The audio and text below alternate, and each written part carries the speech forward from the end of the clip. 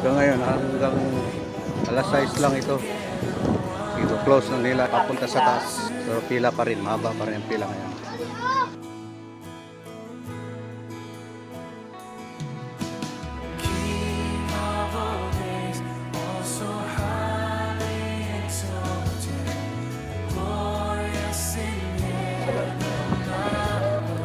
At tapos ng pag-akyat ay ginutom si Budik. Kaya nag-order kami ng dalawa na hamburger. Ito na. Yun.